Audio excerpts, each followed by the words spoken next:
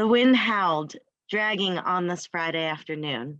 All Tabitha wanted to do was to go home for the weekend.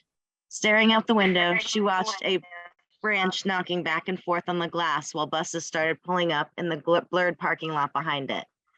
5 minutes left, then a quick stop into the band room before home. She needed to grab her music sheet for the weekend. It was nothing too serious. She just liked getting ahead of the rest of the class. Well, at least the others in the woodwind section. The bell rang and Tabitha grabbed her bag and darted from her seat into the hallway. Running down the stairs and around the auditorium, her school tucked both chorus and band in the farthest hallway from the main entrance. This was the oldest part of the building, still in its original molding from 1962. She flew past the chorus room and flung open the band room. Most instruments had been put away and a few cases laid strewn throughout the room. Tabitha didn't see the sheet music she needed on first glance. She stopped over at the teacher's desk. Shouldn't the teacher be here? But nothing was there either. Where was the music sheet she needed? Suddenly, the air around her chilled out and the hair on her neck and arms stood up straight. Something she couldn't quite describe, but what looked similar to white smoke in the shape of a person, formed in front of her. Not now. I have to catch the bus home. She ran through the smoke, but touching it caused her to stop dead in her tracks. All she could do was look up. You don't need to move. You don't even really need to see. I know you can hear me. I need your help. Are you able to help me? I've got to catch the bus home. I don't understand what this is, what's happening to me, or what you are. Please, I've got to go. Time stops for me. Help me and you'll catch your bus. That I can promise. I'm stuck in this room and these halls. I've been here for such a long, long time. You see, I lost Susie's locket the day I planned to ask her to prom. I was looking for it everywhere and was convinced I left it in the band room. While looking around, the top rack holding all the brass equipment fell. Pinned down for hours, I bled to death in this very room. I know if I can find that locket, I can reunite with Susie and I won't be trapped within these walls anymore. Time stops for you, really? If I help you find this locket, you'll make sure I can catch the bus and head home. What about my missing sheet music? Can you help me find that? If you help me find the locket, I can help you find the information and travel you seek. Okay, what do you remember about where you left it? The band room. That's why I'm always here. Knowing that only this, the chorus room, and the auditorium are the only original part of the school still standing, Tabitha turned everything in all rooms inside out. After what seemed like hours, Tabitha sat on the stage in the auditorium and closed her eyes. Where else could this locket be? And then it hit her. There's a rumor that there's a secret room or hallway connecting the chorus and band rooms together. The chorus teacher always yells at kids who step behind her desk. Tabitha thought it was because she didn't want kids in her personal space, but maybe, just maybe. Tabitha ran into the chorus room and headed straight for the teacher's desk. Moving a huge stack of papers to the side, she could see a small crease in the wall. Using all her might, she pushed into the crease. It grew bigger before finally, the wall opened up to a very abandoned hallway. There, placed almost too perfectly on the floor, was the locket. In less than a blink of an eye, Tabitha grabbed the locket and put it around her neck. It looked like something she would wear every day, but this burned and irritated her skin. The locket grew hotter and hotter. Why is it doing this? She ran out of the secret passageway, back down to the band room where the ghost had bled to death. The locket melted deeper into her chest with every breath heaved, leaving an imprint of that oval shape, now forever a part of her. She opened the door and fell to the floor. She had no choice but to rip it from her flesh. As soon as the locket hit the ground, a rumbling laughter shook the air.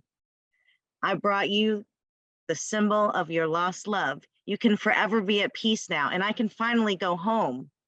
Gasping, Tabitha tried to stand up, but as she did, she realized that while a part of her did get up, her body stayed sprawled out on the ground as she was a moment ago. What's happening? The locket has no meaning of lost love, no aching heart, except, I suppose, for your aching heart.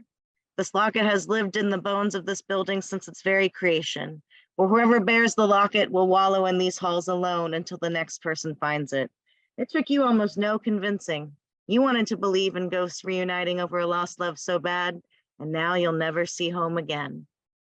Tabitha tried with all her might, but still to this day, she's never convinced anyone to look for the lost locket.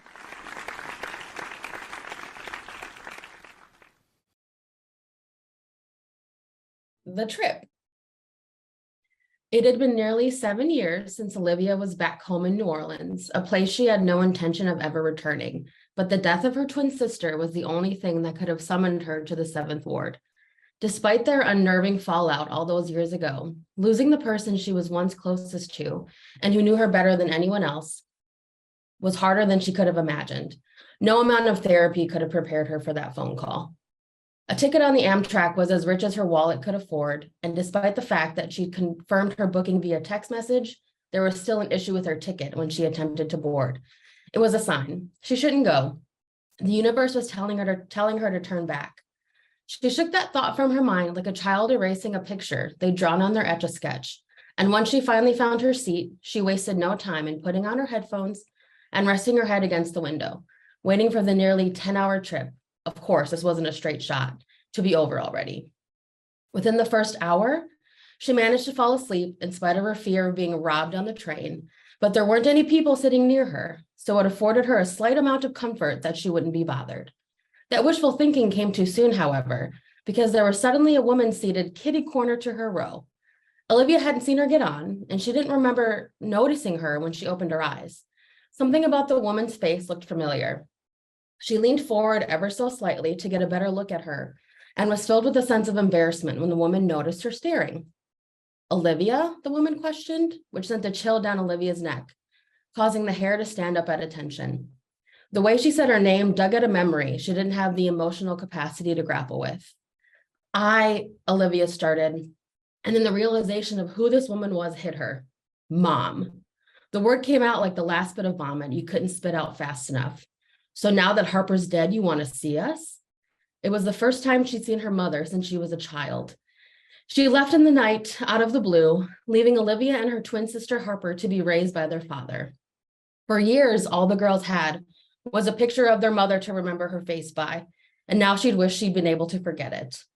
The look on her mother's face was one of guilt, shame, and hurt. "I loved you girls more than anything. Didn't you get my letters? I wrote to you every month. I was always thinking of you. I still keep a photo," but she was cut off by Olivia's contempt. "Loved us? You left us. You didn't even say goodbye." Olivia's ears were hot. Her heart was pounding so hard, she was certain she was having a panic attack. It took a moment for her mother's words to process. Letters. What letters? They never got letters. Letters? Letters and birthday cards and money. "Bumblebee, I sent you things every month, and your grandmother told me she was giving them to you. She told me you were upset and didn't want to write back." Olivia's head was spinning. Her grandmother died the day her mother left. Her father told the girls their mother was just too sad to take care of them anymore. What was she talking about? "Grandma died. That's the reason why you left. That's why you couldn't take care of us." The look her mother gave her was one of shock and horror. No, I left to go to rehab. Your father told me he would take care of things. He told me he would handle things while I was gone. He told me not to come back around, that it would be too hard on you after all that time apart. Grandma wrote me letters back. What do you mean she's dead?" There was so much swimming around in Olivia's head. Thoughts of her mother's departure, her grandmother's death, her father's distance. After her mother left, Olivia never felt quite at home in New Orleans. Something felt off, something wasn't right. As she sat there on the moving train, closer to her mother than she had been in well over 2 decades, things came into focus as the blur of trees and buildings passed by. The falling out she'd had with her sister had been over their disagreement of their father's treatment of them after their mother left. Harper had been convinced that he'd done everything he could for them after the death of their grandmother and the supposed abandonment by their mother. Olivia felt the opposite. He was distant and cold. He was spending money they didn't have. He was out at all hours of the night working, but Olivia could see through the lies. She just didn't know what the what was until now. Her father had been behind it all, sending their mother off to rehab for a mild drinking problem, the sudden death of their grandmother who had no health issues prior to her demise, the letters her mother received in return with a forged signature. What Olivia didn't know was that Harper had figured it all out weeks ago.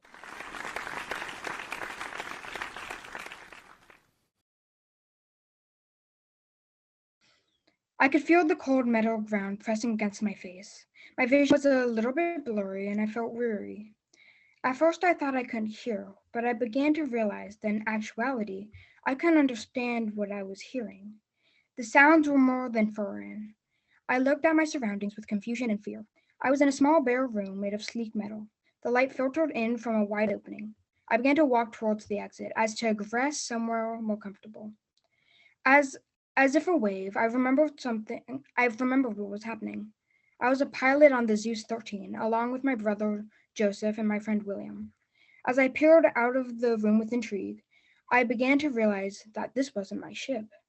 Questions began swirling in my murky mind, but before I could spiral into an inevitable panic, the new vessel I was on began to shake, as if roaring to life. The unfathomable sounds became louder, and in an instant, pinpoints of light illuminated the walls. I was facing a single hallway that didn't lead far. At the end of it, lights shined brighter than the rest. I didn't know what it was, but a gaping feeling in my chest seemed to be pulling me towards it. Without much hesitation, I decided to walk into the light. As I arrived, the lights suddenly turned off and the doors opened without making a sound. What I saw astounded me. It was a wide circular room with pedestals and lights. To my right, a huge window opened up to the vacuum of space. The only problem was that there were asteroids and rocks seemingly all around us. Though I couldn't feel it, it was apparent from the window that we were moving straight towards a huge one. Where are we? Gasped a voice behind us, or behind me. I spun around to see William looking as awestruck as I felt. I'm glad you're okay, I exclaimed, but where's Joseph? I don't know, but we need to find him and get off the ship, he said. As I was about to respond, a screen loudly turned on. As if answering my question, Joseph was on the screen, but he was chained to the floor. The sounds became louder, almost blurring at a time, but morphed into a language I could understand. Somehow it was English. Make a decision, said the voice clearly, unfamiliar with English. Save yourself from the asteroids or save your companion. With a verve, a pedestal shot up from the ground. Two buttons lay atop it. One had the symbol of a face, the other an asteroid. John, we can't abandon him again, shouted William, still perplexed by the circumstance we were in. It took me a minute to realize what he had said. Before I knew it, I said, but if we save him, we'll die, and we don't even know if he's on the ship or not. If we save him, we might still crash into the asteroid and all die. William looked enraged. You want to save yourself instead of him? He began, his voice rising. It's like how it was during the attack on the Capitol. We could have chosen to go back for him, but it could have been dangerous. But you chose not to, and instead you knocked me out and abandoned him. It was a miracle he didn't die, he shouted. Weren't you listening to me? We could all die, I said, trying to make sure his words didn't get to me. We'll just have to trust whatever has us in custody, he said. Now it was my turn to get angry. He never listened to me or to reason when it really counted. We need to save him, he said finally, even if we have to die. But you'll kill you and me, I said urgently. One life isn't worth two. As the last word slipped out, I immediately realized he wasn't being foolish.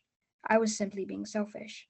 Even in a life or death situation like this, my selfishness could mean the death of someone I cared about. My breath was heavy and my palms were perspiring, but I knew what needed to be done. Save him, I said, my eyes to the floor. I was scared, but I couldn't abandon my brother. Not again. With bravery, William stepped up to the pedestal. I could almost hear his heart beating when he pressed the button. Suddenly, we felt the ship shoot forward and head straight into the asteroid.